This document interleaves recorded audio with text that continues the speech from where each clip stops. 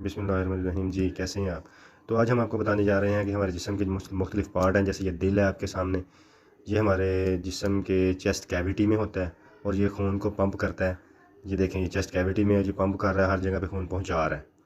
इसके बाद हमारे पास आ जाते हैं किडनीज़, जिनको गुर्दे भी कहते हैं, और ये हमारी एब्डोमेन कैविटी में जो है वो महफूज होते हैं, जो हमारे यूरिन टॉक्सिक को करते हैं रिमूव। और इसके बाद आता है लिवर, जैसे जिगर है, ये हमारी चेस्ट कैविटी में ही होता है।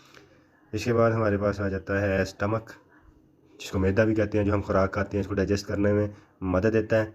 और इसके बाद आ जाते हैं लंग्स, ये होते हैं फेफड़े, जो हम सांस लेते हैं इंसानी जिस्म, तो ये हमारे सांस लेने में मदद देते हैं। इसके बाद आ जाता है हमारे पास ब्रेन, जो हमें हमारे खोपड़ी में महफूज होता है, हमें सोचने में मदद देता है, और हर तरह के काम को करने की सलाहियत जो है वो ब्रेन से ही हमें मैसेज मिलता है जो हम कर पाते हैं। इसके बाद आते हैं इंटेस्टाइन, ये स्मॉल इंटेस्टाइन और लार्ज इंटेस्टाइन, ये जो आपको नज़र है ये हमारी एब्डोमेन कैविटी में ही होते हैं। ये थे आज जो कुछ हम